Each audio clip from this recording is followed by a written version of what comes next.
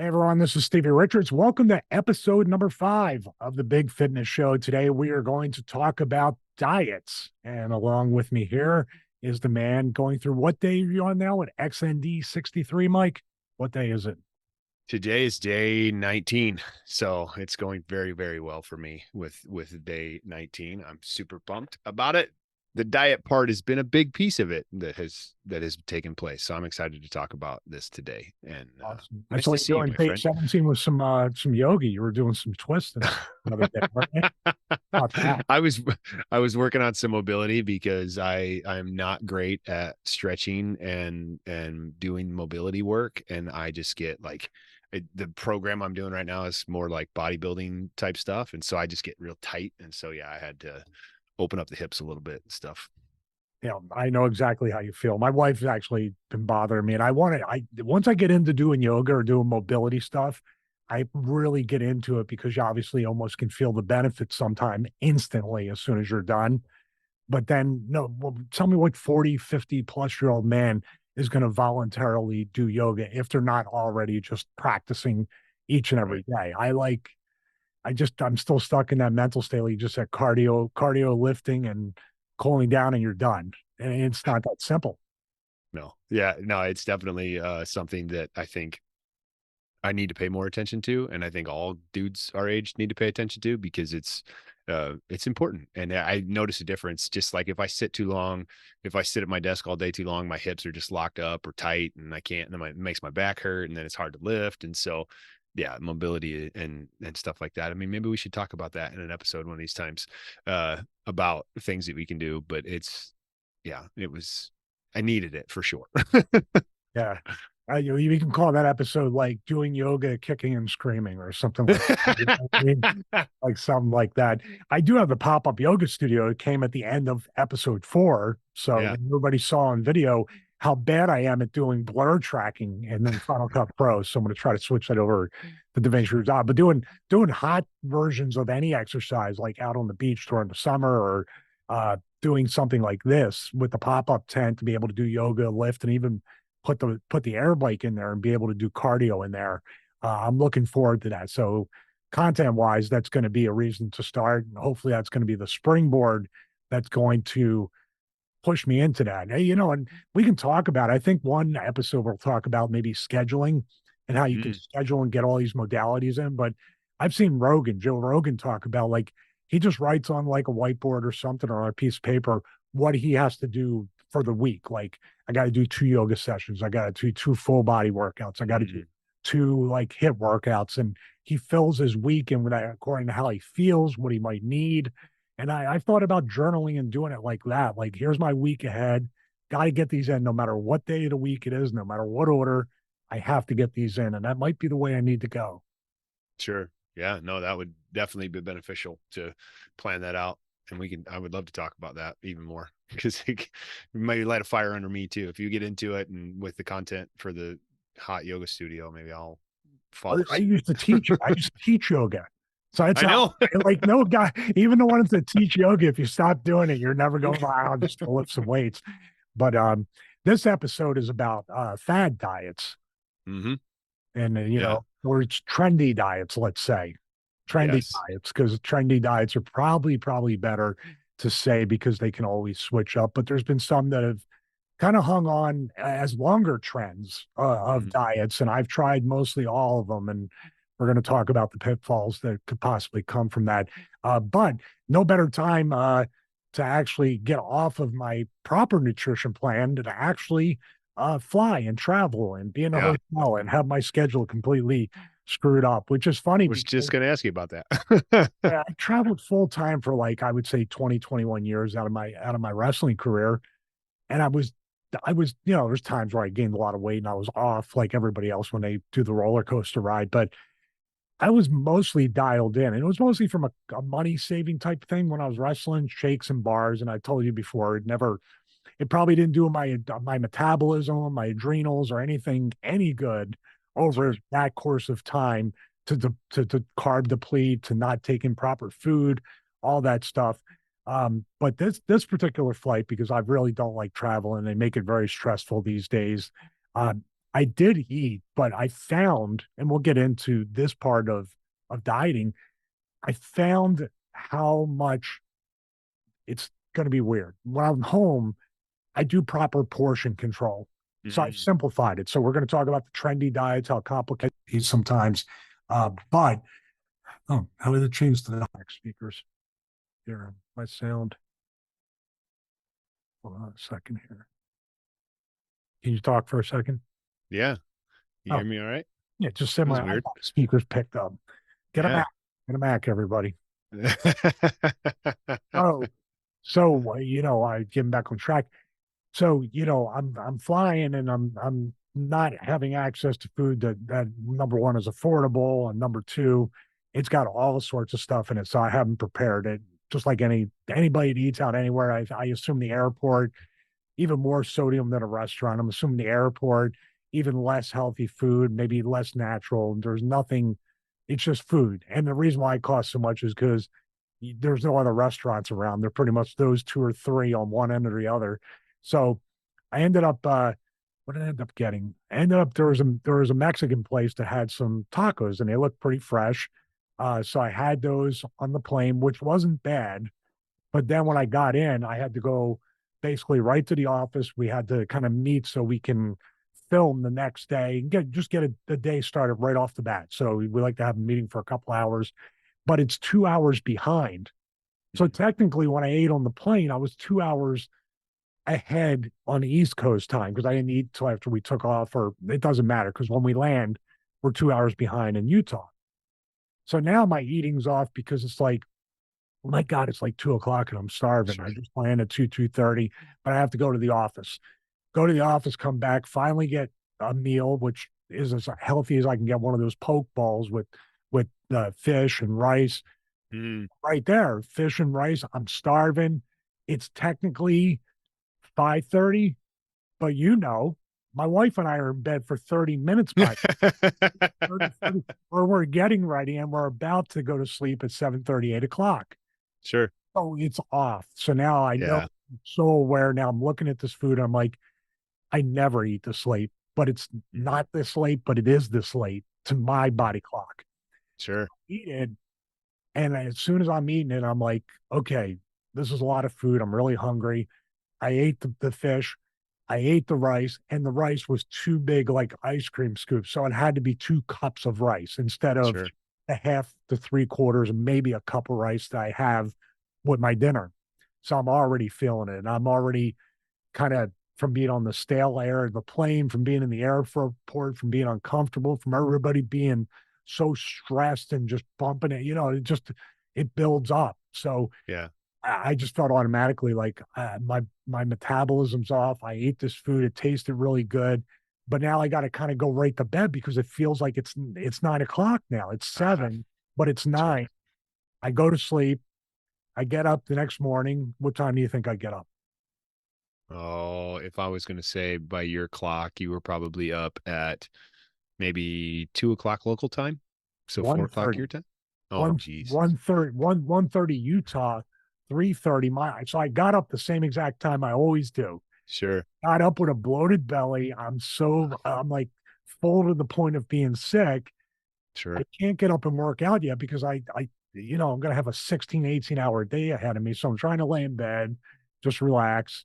But my stomach is killing me like Yeah. you ate way too much food, way too much. It wasn't even junky food. Neither meal was that way. Then, of course, the next 2 days, the people at the office, which were very nice and took me out to lunch, you're still getting off of the the portion control is out the window because Yeah. you're hungry, you're working hard, you're Right. filming, and you're so hungry. And also you're not home. So you feel just this general stress about being out of sync with your routine, much less Sure. with my wife and the cats and all that stuff. So could it be a little emotional eating too that I'm not used Mhm. to kind of being this far out of my routine? So portion control is out. Also, what are you going to do when you go out and you have like some barbecue or whatever? What are you going to have to drink? Right. A soda, a soda, right? So it's like we're at a go big, go home scenario. Literally go Yeah. big, feeling big, at least this Sure. part of my belly. So, and then when I get into it, we talked about it last week. this is why I love doing the show with you. And that overtraining episode could not have come at a better time. Because what do you think my first instinct is when I overeat or I feel bloated or I feel like I'm just not sweating out the toxins from travel? What do you think? Cardio, man. Cardio, cardio, cardio. Go get it. I already did my longer session like last week Sure. on episode 4. I did my longer session. I felt good. I'm going to be around gym equipment all day. I know I'm going to be sweating just because we're hustling and trying to get it done, and I'm trying to organize and have a shot list and all these professional things that I'm not used to doing with preparation. So I gotta, so once again, multiply that, and then I got to get up the next morning and get up very early before my flight, work out like I always do, get to the airport.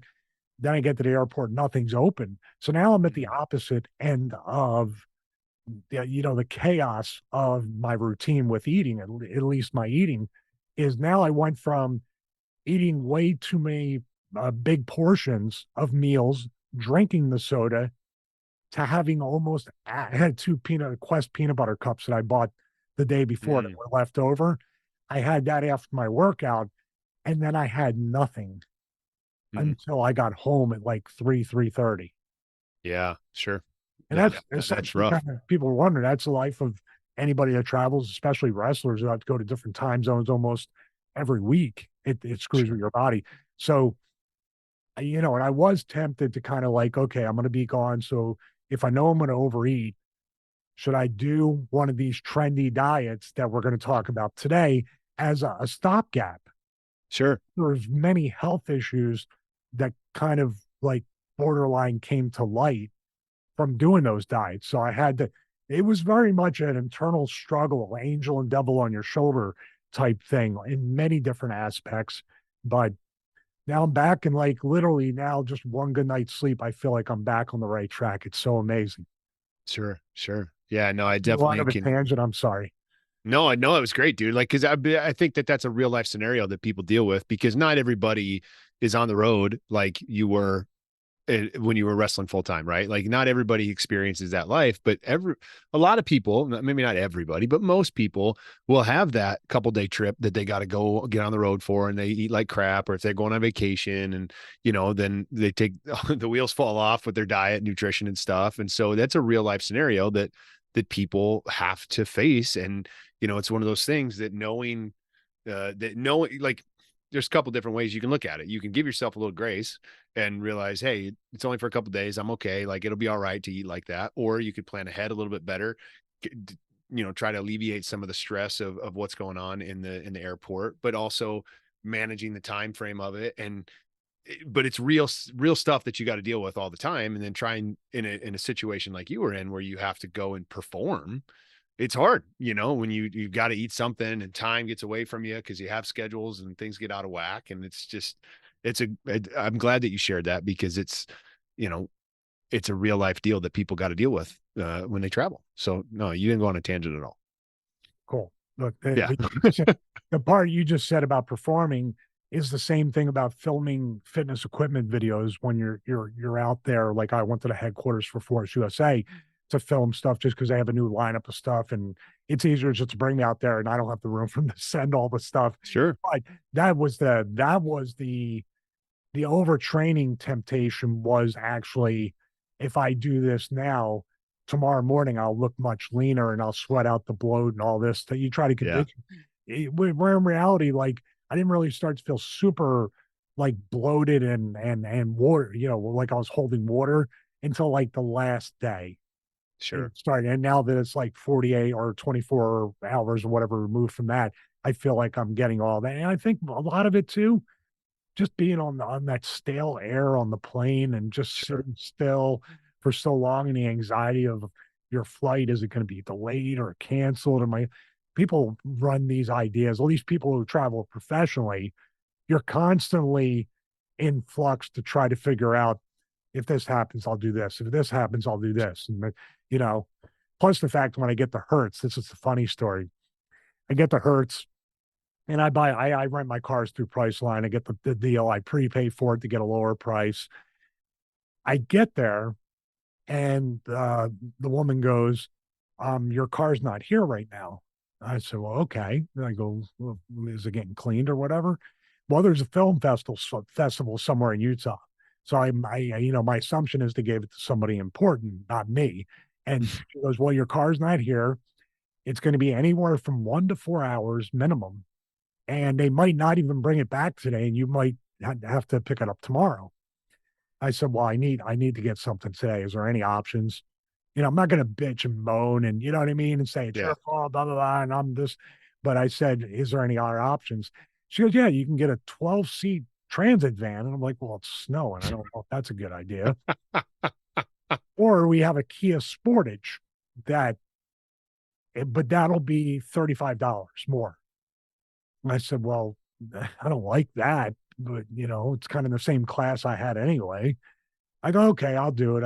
If it's just $35 more for the rental, I guess that's okay. She goes, no, sir, it's 35 more per day. Yeah. I was like, well, now I'm gonna start being a little mean. Why would you do that? Why Yeah. would Yeah. you like? What's the point? What's the point of even? It's like the Seinfeld, I think, episode about the reservation. It's just a suggestion of a reservation. Sure. And all I kept thinking was, and I got it. And it's like one of those things, my time is money right now. I got to get to the office. And I'm sure they know that too. But Sure. we're hitting just such a weird part, obviously, with the economy and with the way people are and the way companies are just gouging or nickel and diming the customers. It's going to come back and bite them in the ass. So I know that for a fact. But I'm just standing there going, like, I could not. I swear, I could not do this, even if I could physically do it today with wrestling. And I could Mhm. not travel like this. I couldn't.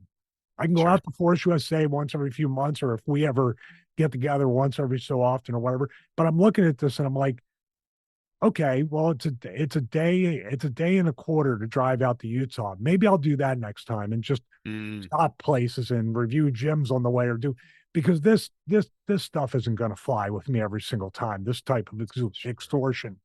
And of course, I came home because I know my wife. She's a much better writer than me, and she also is like a missed consumer shark. So if somebody Mm. wronged her on a consumer end, she will email the CEO. And I was like, yeah, this happened, blah, blah, blah. And I'm just waiting. I'm like, hey, can you email somebody about this? She goes, oh, I'm already thinking about the email. Right. So it's just Sounds like that's my wife. yeah, it's just not right though, right? I mean, it's just Sure. No. not, Yeah. it's not right to do.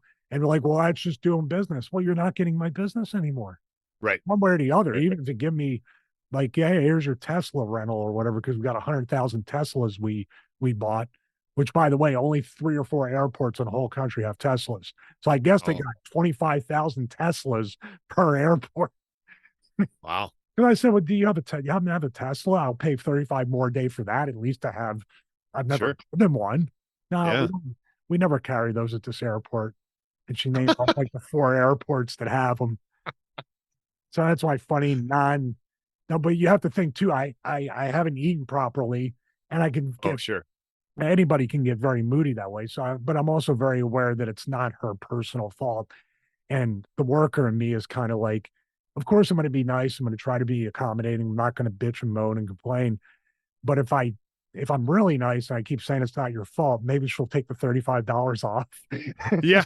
Yeah, I'm still trying to be a little bit political here, and it didn't work, and obviously my expenses are going to be reimbursed from business stuff and everything are written off, but that's not an excuse for another Still. $113 because they Yeah. still That's charge tax on that. sure. They charge separate tax for the separate per day thing that I already paid all the taxes. So That's ridiculous. that's my wrestler slash fitness guy travel story. Yeah, yeah. Not to get on a tangent and make this episode about car rentals and stuff, but yeah, it's such a gimmick that happens in with car rentals. I did have it work out to in my. I'll share a quick little story too. About a car rental. I had it work out in my favor one time. It was awesome. I traveled to Phoenix for an X endurance thing, and I got to the airport. It was late at night, and I rented a car through Priceline, paid for it in advance, all this kind of stuff, and I think I ended up going, it was like through Dollar General, or I don't remember, whatever it was, or Dollar Rental, or however, whatever dealer it was. I don't remember. But I went down to the thing, and there was this big long line of people, and everybody was pissed. People were so mad. And I was just whatever. I was just being me, just being nice and polite and stuff. And then they finally gave me my car. I went to find the car. There was no car. There was nothing available for me. And I'm like, hey, there's no car here. Or no. Let me back that up. The car was there, but they took it. I took it to check out, and they said, well, this car isn't available for rental. You have to take it back. So they made me turn around and go back. And then I'm like, well, now what? There's no car for me. What do I do?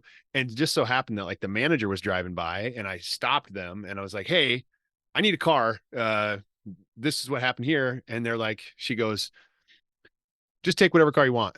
And I'm like, really? And she goes, yeah, whatever car you want to take, go ahead and take it. So there was a Range Rover sitting there.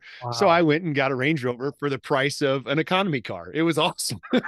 That's what I was hoping for, but It was so good. But I will say the Range Rover, I didn't really care for it that much. It was nice, but as a big guy, I didn't really like it. not for the But price, not for what you would buy no, that thing for. It's well, crazy. for the economy price, yeah, it was great. No, I mean buying it, like actually buying it at the Oh owner. yeah, I would never buy one of those. So, sure, sure. all right, cool. So we were both, and That's this funny. will make you get off your diet, this kind of stress. So it is kind of related to Oh, like, dude, I just gotta go eat something. This day sucks, right? So it's yeah, so stressful. So, sure. but that also, once again, I'm talking about diet and food. When your stress levels are high and you got those cortisol levels going up, doesn't matter what you eat. And if you're not eating, that can have an even worse effect on your system, Sure. with you being that stressed. So the fact that we both try to stay calm, we understand that it's not going to be any good for us or anybody if that happens, especially us. Right. So, Right. but let's talk about the diet stuff though, because Yes. I already Let's told you talk about it. all the junk I eat, everything. So I mean, what's your history with, let's say, nutrition? You know, diet's Sure. a ugly word, kind of. What's your history with nutrition? And you're on the XND challenge, the 63-day challenge right now. You said diet is an element of that. Mhm. So what's your diet journey look like, and what did you have to kind of clean up in order to start that 63 days? Sure, sure. Yeah. Like, so I've always been a big guy, and I've always just eaten like crazy. I've never really had vices of any kind. Like, I've never been a drinker, smoker, or anything like that, but I love food. I love to eat. And so when I was younger, I could eat whatever the heck I wanted to eat, whenever the heck I wanted to eat it. And I didn't have any problems at all. It could help me put on mass, all this kind of stuff. But then when I got into my 30s, things changed, and that mass started going to my waistline. And it was just like every time I eat, I still eat like I'm 20 and I'm almost 40, like, so it's just, that's my biggest struggle that I've always had is I have a sweet tooth. Like I would go, when I was wrestling and on the road on the weekends and stuff, I would always stop at like a gas station on the way home and grab some kind of like Sour Patch straws or gummy bears or something. I just love sugary candy. I had a sweet tooth, and so we would stop and get that. But I'd wake up the next day ready to go, no problem. Get in the gym, it wouldn't be a big deal. But then, fast forward now, I can't do that. If I try to do that now, I feel like crap the next day. It just whoops my butt because the sugar, there's so much sugar, and it's just brutal. So anyway, from a diet perspective, I don't really have a problem staying pretty consistent with what I eat. The problem is sometimes my consistency is not as dialed in as it should be to hit the fitness goals that I want. I get plenty of protein. I have probably too many carbs, plenty of good fats, and I eat plenty for the most part every day. So that's not really an issue.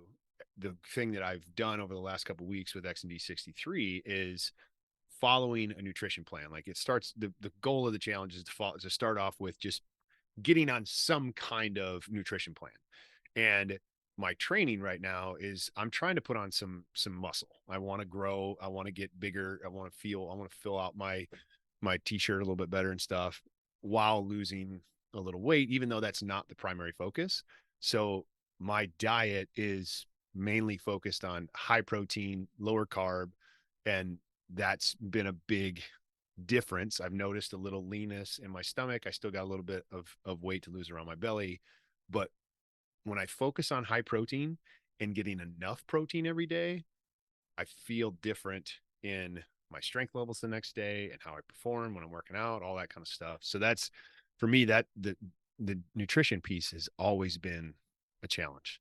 And I think it's just because I don't make it a priority. I don't make the time for it like I do everything else. Like the rest of my day is very get up at 4:30, 4:45, get in the gym, work out, start my day with that, start my day with a good smoothie that I make, have that every day. And then usually my day will just get busy and then it falls apart. And then I just grab whatever I can real quick. And then it's the lack of planning derails me sometimes. But high protein is usually my main focus. And I think everybody can kind of go that route and have some success. And that's where I stay in that lane for the most part. I've never really experimented with too many crazy diets. I know one, like I've never done like a Atkins or a Zone or anything like that, but I have used intermittent fasting in the past, which I definitely noticed some benefits from that. But I don't kind of, I've never tried to go vegan or anything like that. I just kind of stay in my lane when it comes to I haven't nutrition. heard So. that zone diet in a while. That was something on my mind. I was like, zone diet. Wait, oh yeah, they had a big bars and all this. I mean, like Yeah. they just had the diet was secondary to the products they created around, just like Atkins. It's not the diet. It's the Right. diet is marketing for the products. Totally. Totally. And I think there's, with all diets, it all comes back to to does it work and figuring out what's going to work for you. But it's like there's pretty simple rules to follow when it comes to nutrition. There's not like there's a million different things. It's protein, carbs, and fats. Like that's what we consume. And if we have higher protein, minimal, like not crazy amounts of processed carbohydrates and some good healthy fats, okay. Like it's simple when you think about it like that. But these diets, these fad diets, all bring in these different spins on it, and you do this, and like we were talking about last week with the everybody looks for that quick fix, so they think the diet is the quick fix, and that's where it gets in such a big trouble because it's not about a quick fix. Quick fix might give you a little bit of results, but are these fad diets sustainable in the long term? They might be sustainable for 6 months. You might get some incredible results, but is that sustainable for the next 60 years of your life type thing? Yeah, and I have a slightly different journey than you have. I have Uh, tried a lot of these. Well, Sure. here's the thing. I love food too. Mm-hmm. I used to love Chinese buffets. I remember way back in the day, Wendy's had the buffet, remember? Mm, And Pizza Hut had the buffet. There's time, dude. when you're a broke wrestler and you bring the freezer bags Yep. and put the food from Wendy's and Pizza Hut in there for later, you get your Yep. whole day's worth of food. Just got to Yep. eat whatever you can. So, and I don't know anybody that's grown up where there hasn't been any kind of time in their life, family wise, where money was a little tight. They had to figure stuff out. Food might not have been so readily available to buy for people or money wise. Sure. And I grew up in a household like that. So anytime there was food, you finished your plate no matter what. And I'm sure a lot of households were absolutely like that. So I was Sure. taught to eat, never turn down food, all that stuff, which means I could have been a lot fatter than I was at my heaviest. But to me, and the reason why I say all those things with the buffets and the big Sunday Italian dinners and all that stuff that I had with family is because portion control has always been my issue. Like you're talking about taking enough protein or taking enough whatever macros, but Mm-hmm. it's now presented with some of these fad diets that you don't have to track your portions. It's just a matter Mm-hmm. of if you eat carnivore diet anytime you're hungry, eat as much steak as you want. And then Sure.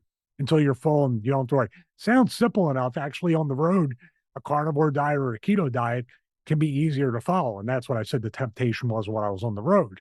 Sure. Is I go to a barbecue place, get a bunch of meat, I'm good. I'm done. You Yeah. know what I mean? And I'm full. But at the same time, with these diets, like you said, after being on them for a bit, you think it's sustainable but we also, you say you love food, I love food, so that includes variety to some extent. We like our kind of our whatever our go-tos are, but you also want a little bit of variety, and you want to be able to socialize with other people that might, like my wife's a vegetarian, I'm not, but Sure. we try each other's foods out too. It's kind of cool. Um, but I tried that. I tried carnivore. I tried keto. Atkins a while ago was technically what I was doing, like right leading up to TV, is just because I thought carbs were going to hurt me and make me look fat and all Sure. this stuff. But I do believe it was portion control and still is, based on this unofficial experiment of me being on the road. I went from literally putting food in the one, I have the Flex Pro meals that they send me. Yeah. And that container is what I will kind of portion out the food to fill that, but not like pile it up. It's got to be kind of even with the top. And that's how I can portion control. And Sure. also the old thing of I'm drinking a lot of water with it. I'm waiting 15, 20, 30 minutes afterwards to see if I'm really still hungry, or is it just me wanting to gorge. There's all these cues that I Sure. need to kind of avoid or even pay attention to, but then avoid after that. But that's really, and these diets, I have to say, like I see a lot of people having results in other things, and then there's people that obviously on YouTube, which is where you can get in a lot of trouble. But they had their blood work. The Sure. blood work looked great, and their cholesterol was fine, and all this stuff. But in my family, I have I have a naturally fatty liver for some reason. It's always the bilirubins are always high. They always have been. Also, my cholesterol from doing especially the keto diet and then the carnivore through the roof. And my Mm, wife and I made a deal that if you get these many like blood tests done or your blood work and you're consistently bad with cholesterol and other things that have to do with diet, will you promise me that you'll at least go back to a standard one or try vegetarian or plant-based? And I did. And then, you know, um, by doing that, because my cholesterol in this last one was, dude, it was like super, super high. sure. The doctor was just like, you gotta cut Do down your something. red meat or cut down what you gotta cut down whatever you're doing. And then my wife I wouldn't say a word, but my wife, like, he's doing this and that and everything. It's like he's stooging me off. But my numbers kind of did that anyway. Sure. So so that kind of stuff, but I can understand like the benefits for say the keto diet for people with Mhm. diabetes or even a Sure. carnivore to some extent. You got to cut all the sugar out of your diet, but you still have to eat. You have to eat meat. You have to do whatever you can to get those macros you just talked about, but you got to get rid of the sugar. So keto's been you know, an immensely successful diet for people that have diabetes or other conditions.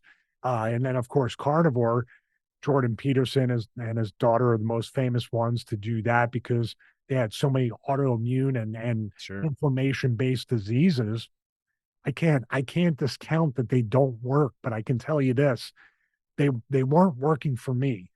Sure. So, and I had to simplify it. It was actually so like I said, Mike, it was something as simple as all right, I portion control here. Then when I'm outside the home, I'm not portion control. How do I feel when I'm doing portion control? Feel pretty Yeah. good. Don't feel Sure. something. When I'm gorging, I always feel hungry. I always want to have a soda. I always want it just snowballs into a complete like train wreck after just Yeah. after coming off of one kind of element of the diet. Sure, sure. And I think that's part of why people get into trouble with these fad diets too. And I, I've never really experimented with fad diets. There was one I can remember one time that this was, oh God, it was probably 9 years ago or something like that. My wife and I saw this article or read this thing about like an all fruit diet for a few days for weight loss or something like that because we both felt like we want to lose a weight, It's the a little weight. fruitarian diet. My friend was on that. I don't know. Sure, sure. And so we did it for like a day. And it was just like, man, this is ridiculous. Why are we doing this? And then gave up on it. And it was just so dumb. Like not that it doesn't work because I just for me, I know what works for me. And I know that if I'm eating plenty of protein, plenty of meat, some veggies, some fruit, I feel good. And it's when I put in carbs. My kids love spaghetti. So when I have pasta or if I have breads, that's when I notice the difference. And I notice that it just sucks in that way. So I've thought about doing keto for a while, and I've had conversations with people around keto, and the principles are are sound. Like I can get behind any of these diets from when you talk about them, but it's the practicality to me that is a struggle, because is it really practical to just eat all fat all the time? And I think people take it to such an extreme with the different diets that they then find the burnout, and then they fall off, and then they get a bad rap, and then they're like, well, this didn't work for me, and they don't stick with it long enough. But I think with all of it, it's just figuring out what's going to work best for you. I think that you can take bits and pieces from every single piece of this. Like carnivore works for some people, keto works for some people, uh, whatever paleo works for people, just no carbs at all works for people, fruit works for people, vegan works for some. I would argue that it's not the best option in the world, but it is whatever, right? Like you just got to figure out what works for you, and realize that if you fall off of that, it's probably not the end of the world, and it probably wasn't the diet that was really the problem here. It wasn't sustainable, and finding something that's sustainable is more important than whatever short-term results you're going to get on one of these fad. And I don't know if I'd necessarily even call them like a keto.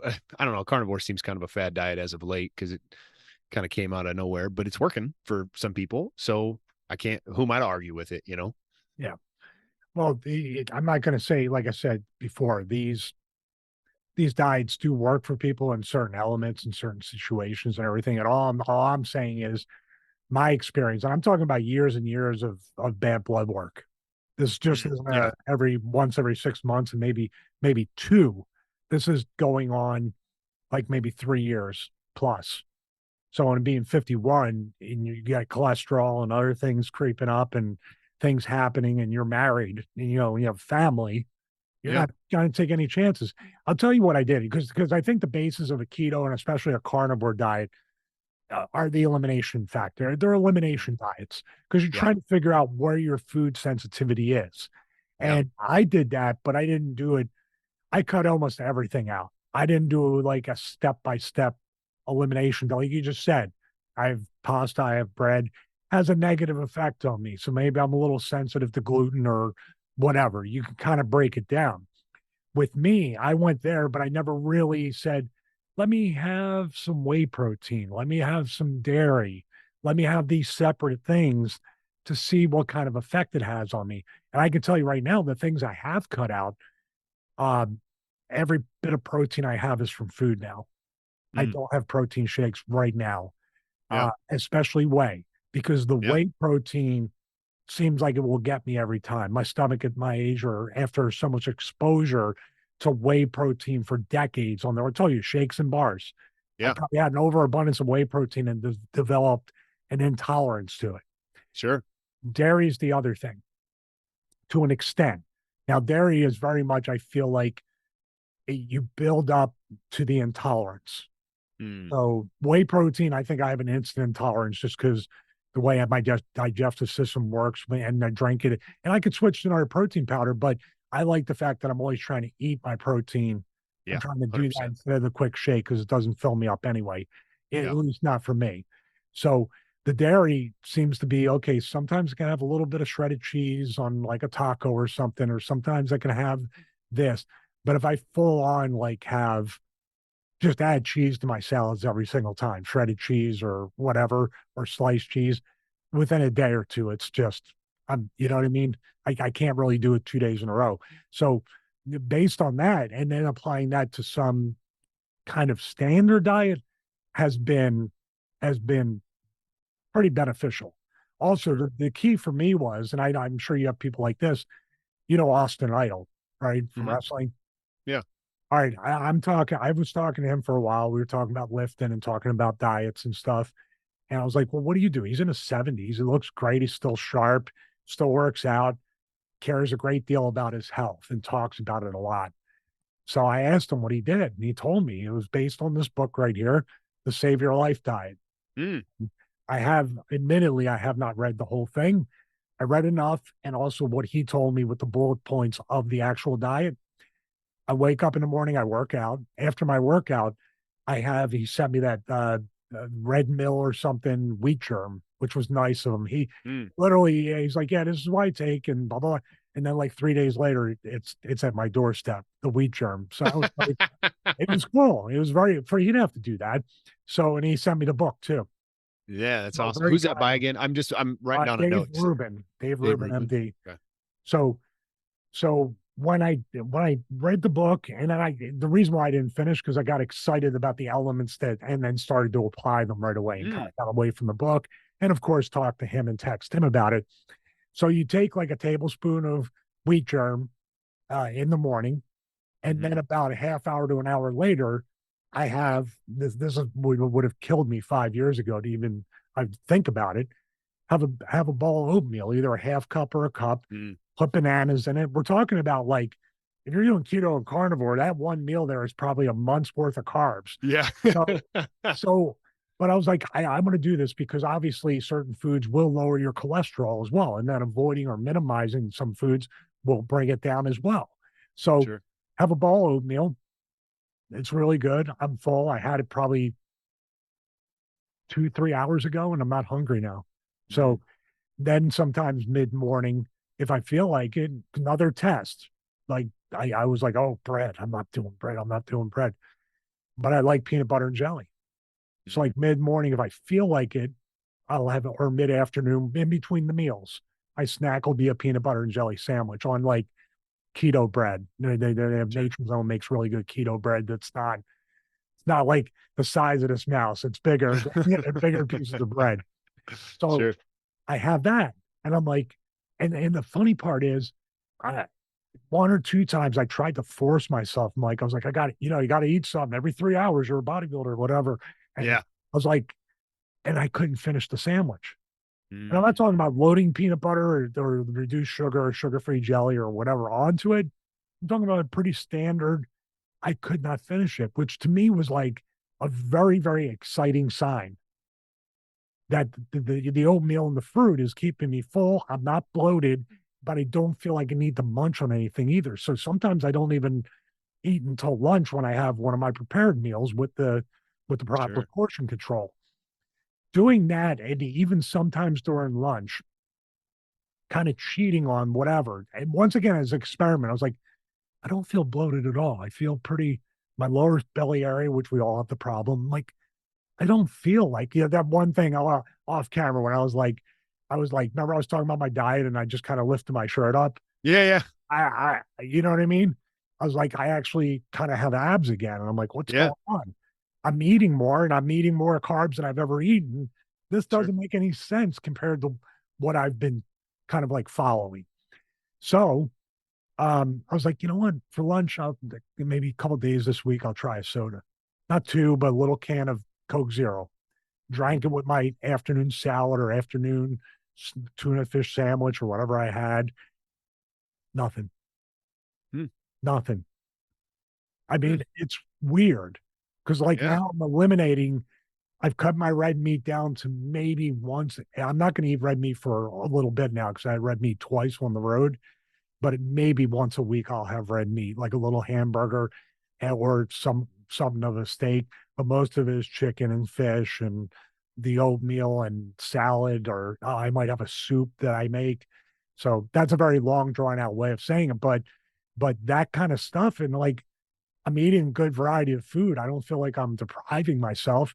And I feel Sure. like I'm getting you saw from the hotel. I showed you the hotel tour video. Hmm. Like I just I feel better than I ever have before, as Yeah. far as digestive and stomach, and not as soon as I eat, I feel like, oh, my stomach's starting to rumble. I need to, you know what I mean? You start to feel a little queasy from the food.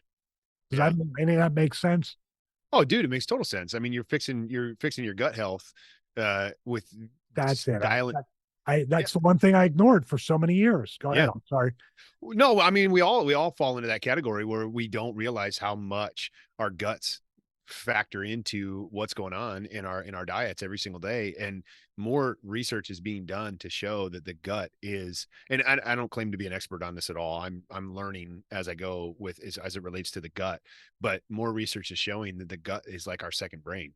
And so if your gut is in disrepair, it's like there's almost like a direct connection from your gut to your brain.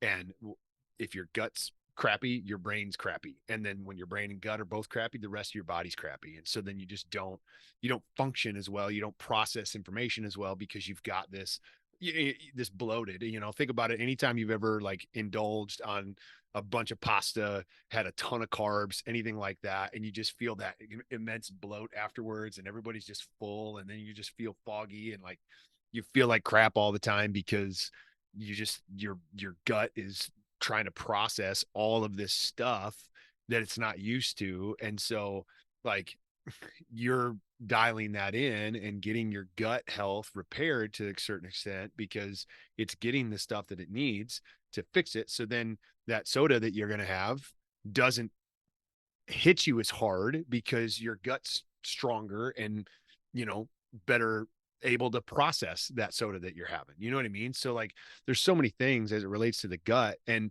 some of these fad diets with the elimination piece of it, to me, I think for people that want to experiment with a fad diet or dial in the nutrition, I think it's pretty simple. Fad diets essentially are elimination diets for the most part, depending on which one you're talking about. But at the core, it's eliminate this, focus on this. And if your body's sensitive to carbs and you eliminate carbs, well, yeah, then that diet's probably going to work for you and you're probably going to feel better. But I think we can do that on our own without following a fad diet. It's, hey, let's figure out a nutrition. If for 2 weeks you eat the same meal every single day, the same 3 to 4 meals or same snacks, and just put it on repeat for 2 to 3 weeks, you're going to set a new baseline for yourself and figure out, okay, this is what my body can handle. This is where I'm at. And so then after that, let's remove all the dairy that we had in that 2 to 3 week period. And now let's see how my body adjusts for a week. And I figure out, okay, I'm definitely sensitive to dairy because I don't feel the bloat anymore because I took it out and the dairy's gone. I'm not saying that that's like 100% the case, but it's for the average person to figure that out. I definitely think that that's a great approach. And then you can eliminate red meat and see what happens there. You can eliminate all carbs, see what happens there. Eliminate fruit if you want and see what happens there. Cause sometimes fruit can be counterproductive to what you're doing if you're trying to lose weight and you're just eating all kinds of fruit and there's high sugars and you know what I mean? So like it's not an end all be all. There isn't one size fits all for everybody, but I think the principles of these diets that come into the fad category, the mainstay is it's all about figuring out what works for you and eliminating certain things to decide how your body can handle it and get your body kind of dialed into one direction to where it's comfortable and what works. I think the eliminating something with those diets has probably more credence and credit than the actual staple of eat nothing but meat. Because Totally. that's what I think I've experienced. That my diet is not restrictive at all right now, except for the things that I think are doing me harm over Sure. time or building an intolerance. Here's a question, and I tried to look it up, but I'm not getting any kind of information. We don't know. The keto used to be the Atkins diet, so it's just graduated into something else. Carnivore diet seems to be fairly new. How long or how many, of course, there's an art question now that I'm asking this one. Like, how many years or decades does a study have to be done to show that these diets are good, bad, or have no bearing on anything? And also, who can we trust to do these studies? Because the government just released a new food pyramid, and I think I sent it to you, where like red meat is below like Lucky Charms. cereal or something. Lucky Charms, Lucky Charms. Yeah, you should eat Lucky Charms Yeah. and bugs. Yeah. No, yes. The question of who can we trust? You have to do your own research and figure out what's going on there. But I think, trusting some of the government studies, you have to trust the money of where that came from. And so anytime I read a study, it's okay, this is that study, but who paid for it? Where did that come from? And is it purely driven? Because the science can get skewed based on who's paying the bills, and clearly Lucky Charms are not better for you than a steak or some ground beef, right? Like they're just not. I'm sorry. Like I'll take a stand on that Yeah, one. your And if I hot get take. That's a hot take, yeah, right? that's my hot take. If we get a bunch of hate from it, whatever, I don't care. Those Lucky cereals Charms with are, marshmallows don't have as much protein as a steak. yeah, Oh, yeah. Well, that whole thing and the whole graphic was just there was so much that was just backwards, and it makes me wonder about the study and like how it was even done. And if I think about it, like, okay, if you measure it based on added nutrients and um I don't even know how you can make it work, to be honest with you. But like, if you really tried, well, yeah, money is definitely what makes it work for sure. But I tried to think about it in my head. Is like, okay, how can they even see from that perspective that this makes sense? And so any study like that, they could be a 6 month study, could be a month study. There's needs to be a collective data that you're going to look at. You can't just blindly follow one aspect of this. And so what I do from my personal knowledge is I follow different people in the space and look at all the different perspectives. I look at what's put out on the mainstream media, but then I also look at some other YouTubers. One guy that I really like and I think is very solid in his information is a guy named Thomas DeLauer. He puts out a new video every day, very keto, like he's like a keto expert. He knows, he has a ton of videos about keto, but he also really dives into the science and the different studies and is putting out new information all the time. There's a show, the Model Health Show is a good one too, where they just talk about different things. Max Lugavere is another one that I listen to. Has Genius Foods was his book that was written. So there's a lot of core concepts that you have to look at, and this is for the average person when you're listening to this, when you're figuring out what nutrition plan to follow, what diet makes sense for you, it's about looking at the full scope of it and understanding, well, this person's saying this person's saying this person's saying this. Let's find the similarities in there and let's figure out, well, out of all these different perspectives, what is some of the things that people agree on, right? Like if everybody's saying that eggs are good for you, and 9 out of 10 people say eggs are good for you, but only one is saying that eggs are bad. Like there's some thing I saw the other day that eggs are suddenly causing blood clots or something like that, which is insane. But the eggs have been so good for so long and all this kind of stuff. And if enough people are saying that this is the case, then it might be true and you might want to figure it out for yourself. Now, there is a bunch of conspiracies, and that's a whole nother show that we I could will talk say about. the same exact quote news site also said that the reason why people are having heart attacks is because of traffic and honking horns.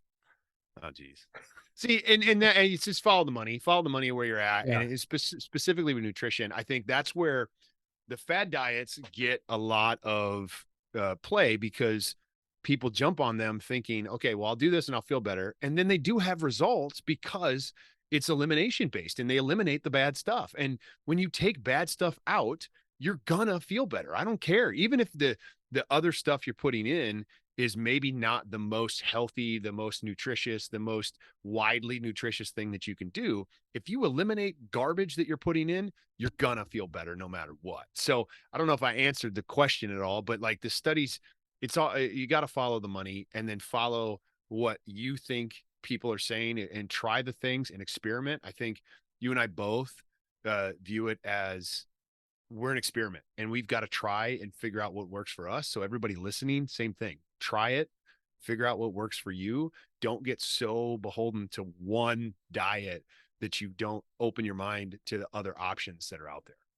And just for the record, this is not a new thing because we have famous commercials you can see on YouTube in black and white for Pall Mall and Marlboro, where the doctor is pulling it out of his lab coat, talking about, Right. "I only smoke these cigarettes." Right. So he might have been paid to do that. I'm not Possibly. sure, but Possibly. um, I know this is going against the almighty government food pyramid, but I would say probably if you talk about one thing you need to eliminate, no matter what kind of diet you do, no matter what kind of food or how much you eat, eliminate processed sugar. Yeah. Before even getting Yeah. to processed foods, Yeah. anything that has processed sugar, high fructose corn syrup, any of that stuff, but just anything that's not fruit is one thing. They can, you have to wash it and do all that. But I found that the sugars from even just bananas and blueberries is what I put in my oatmeal separately, not together, but I'll have 1 to 2 bananas with the oatmeal, or I'll Hmm. have some berries in there that I heat up and put in there. Not really any kind of negative effect. Now, Right. the interesting part, we'll probably have to revisit this. I'm going to do that levels thing. I'll probably stick myself live on one of these Mm, episodes and I will monitor it for a month. They give you 30 days so I can test it out, do a review, but we could talk about it and actually look at my stats of what sure. everything looks like. But the way I feel, I don't feel any, even after removed from 2 to 3 days of not being on my diet the way I should have been, of not eating, of drinking too much soda, not getting the proper sleep from being in the hotel room, I still feel like I'm ahead more so than when I was on those diets and wasn't Mm, traveling. Does that make sure. sense? Yeah, it makes total sense. Like I Makes total bounced sense. back a lot quicker. Yeah. I had a good night's sleep and woke up, worked out, and just feel, you know, really good. Now, if you've Yeah. broken your back, it won't help with that inflammation. The Right. keto carnivore diet, it will help with some, but not if you have an actual broken back. Sure, sure. No, and to your point, the eliminating the processed sugars, that is a big deal. And I would add in eliminating artificial stuff, artificial sweeteners, artificial flavoring, things like that, like the different dyes and things, because that is, it all goes down to the gut health, right? And so natural sugars from fruit, our bodies know how to process that. Our bodies know how to use that. It's just natural stuff. So our bodies can look at that and be like, oh, okay, I can process this and I can make it work. Any type of processed sugar, artificial sweeteners, your body doesn't know what to do with that. And then so that inflammation that you just brought up, like that's where a lot of that stuff comes from. And then your gut becomes inflamed. And then I've explained this a bunch of times when talking about probiotics and things like that. When your gut becomes inflamed, instead of, if you think of your gut like your gut wall like a hand, right? Your gut wall should be like this, where your hand, and for those of you listening, I've got my hand closed, but you can check out the YouTube channel to see the visual. But your gut, when it's in good health, looks kind of like this, where it's going to absorb things properly. It's creates a good barrier between what's going on in the food you're ingesting versus the rest of the body. So then your gut blocks and absorbs things properly. But when you bring in artificial sweeteners, artificial flavors, high carb, processed carbs, things like that that cause inflammation in your gut, this happens. And so now when you're ingesting food, no matter what it is, your body is trying to process all these things, but there's these big huge gaps in everything that's going on in your gut. So when you Is have your you got gut, yeah, dude. And so like it just spreads it wide open. So now people can come into, like, the food that you're consuming, your body can't process it as efficiently. And so then it just leaks right in and it causes all this inflammation and all this stuff because your body can't handle it as much. So dialing in with the fad diets and things, a lot of times what happens is it closes that gut wall back up. And so now there's things are getting processed properly, your gut's in better health, and then it makes everything just work so much better across the board. but that's not because they're eating the food that they're supposed to eat on the trendy diets. It's because they eliminated all the other stuff that was creating the leaky gut and all the other symptoms. Yeah, I mean, I would say, yeah, that's a big part of it. The big reason is your gut's repaired is because you eliminate the things that are causing the damage, not necessarily saying that high fat is the best option, but you eliminated some of the other things that are causing the inflammation. Yeah. So yes. Yep. So That's the way I'd see it. it took me some time to figure this out. This is most recent for me, but it was my diet is the most unrestrictive outside of portion control. That's Hmm. unrestricted. And even once a week or we were doing once every week or 10 days. Cause like I said, my wife is starting her fitness brand and we're going to be working together and she's super accountable since she made that decision. So we Sure. don't want to go out and eat and do junk or anything. But like I said, once in a while, like during the course, I think I've been doing this for probably a month or so, not even that long, like really committed to maybe 6 weeks. But if we feel like we're like, oh, it's Saturday lunchtime, let's go get a couple slices of pizza or something at this one Mhm. pizza place near the beach. I've sent you those pictures from the beach. So you're on the list now, sending the pictures Yeah, from the beach. But I like them. oh, everybody does. I love it though, because I'm actually there. Sorry, rub it Yeah, in. I was in yeah. Utah. It was colder there. I don't show my wife because she would be like, "Well, let's go visit." Could you imagine if we had a legitimate studio to do this Oh, show in? that'd be I'll awesome. say that I might be enough to get you to move. and I had to take a trip to Florida every week. Yeah, my wife would not hate that as long as she got to come. That might get a little expensive. You might want to just get a Yeah, house down here. yeah, But good point. the the fact that like I used to look at pizza and say, oh my God, if I eat that one slice of pizza, I'm done for the week. I'm Yeah, off carnivore.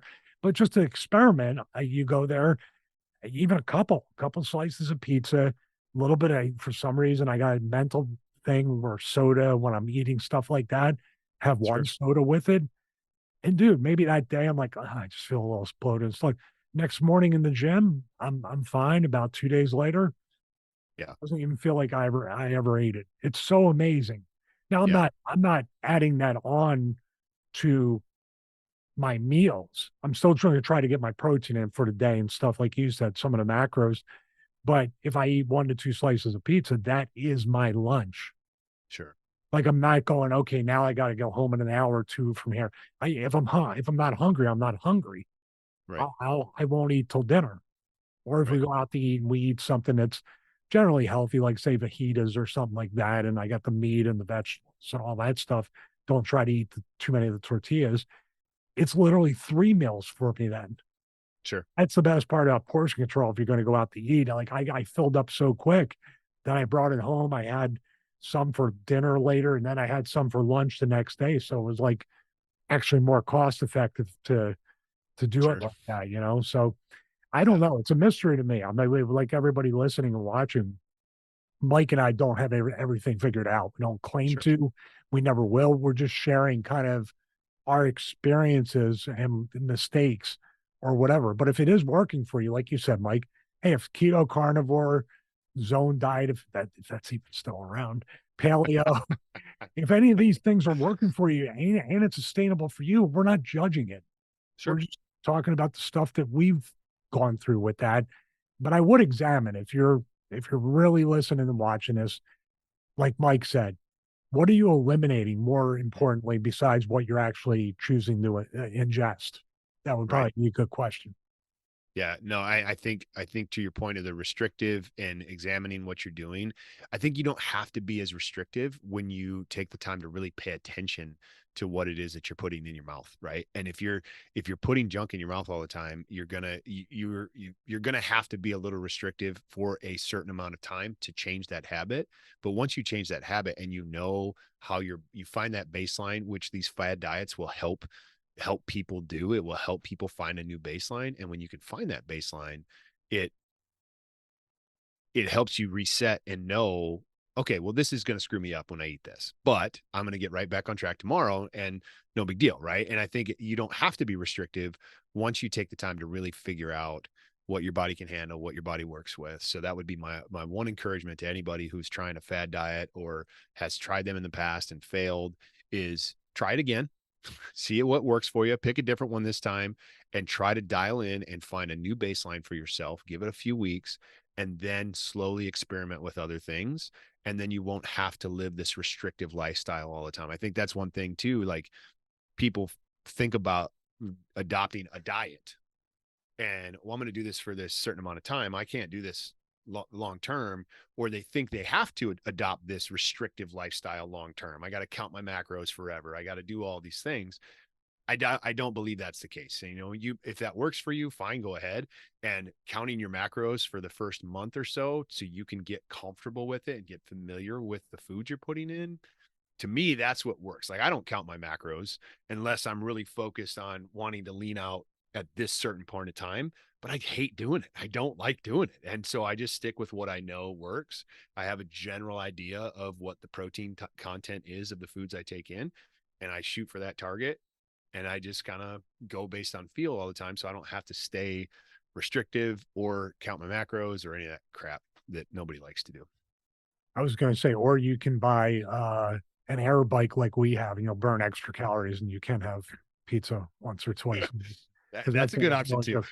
I'm so sore from that this morning, man. I was filming B-roll for the Blitz Air Bike 2.0 video that's coming out soon, and it was, I mean, it was.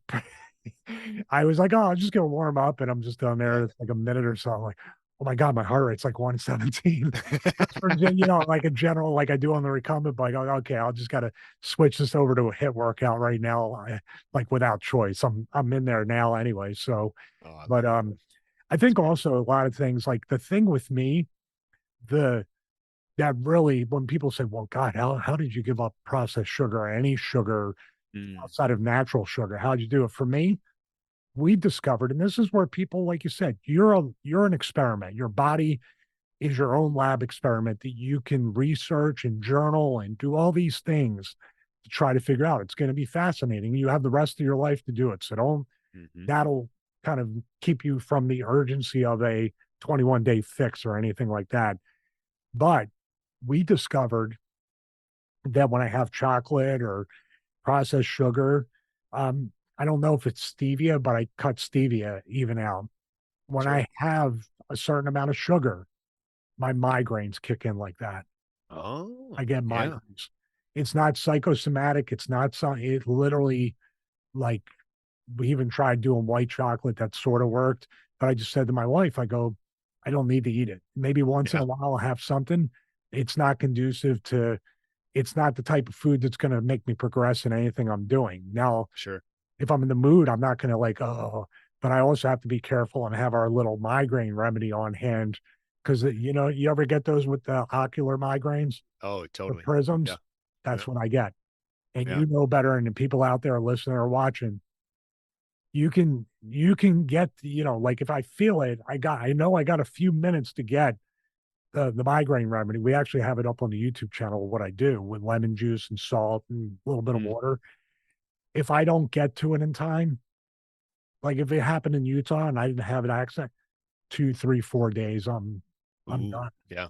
Yeah. No joke. I mean, I can do this or do other things, but the minute we're done, I got to shut it all off and Sure. literally sit or lay in a dark room and Mm, and you've been there and people listening and sure. watching have probably been there. It's just no fun, but it keeps me, it's like, okay, I eliminated something that has no nutritional value to what I'm doing. And it's great because now Yeah.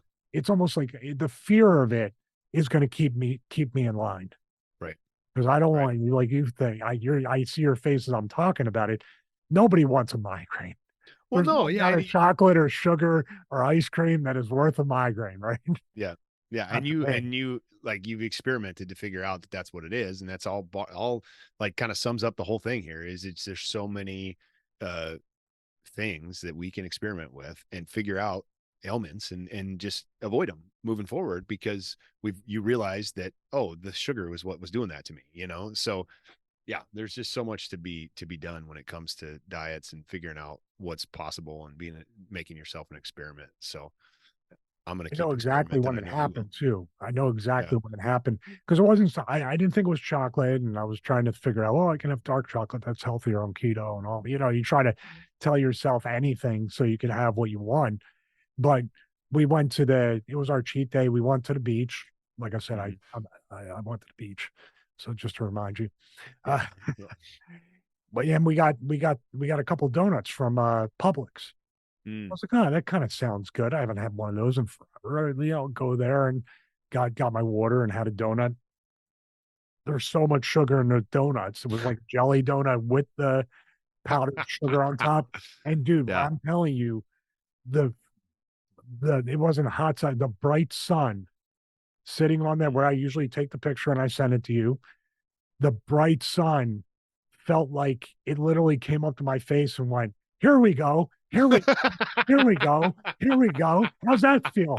Oh, get your left temple. I'm gonna hook you right here, dude. Within seconds, and I felt bad because my wife was like so relaxed and everything, and she Yeah. turned to me. I had sunglasses on.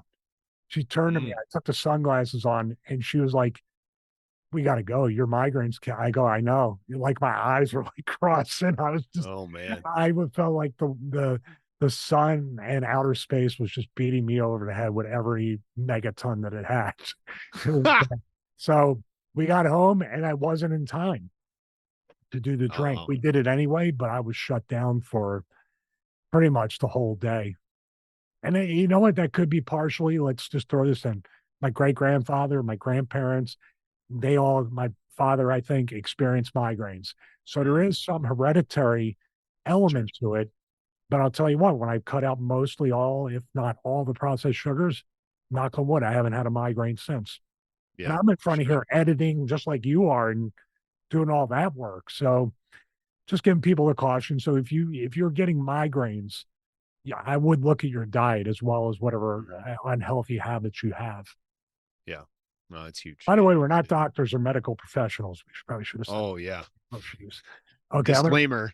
Ah, This is yeah, all the based don't on try this at experience. home. I got the don't try this at home thing on my editing too. There we go. Yeah. Um, Yeah, don't take any of this as the gospel truth. We're just given our experience and what we believe works for us. So that it just goes back to experimenting with your nutrition and what's going to work for you. So you I had a can't funny come I had a back on funny us. don't do not try this at home thing.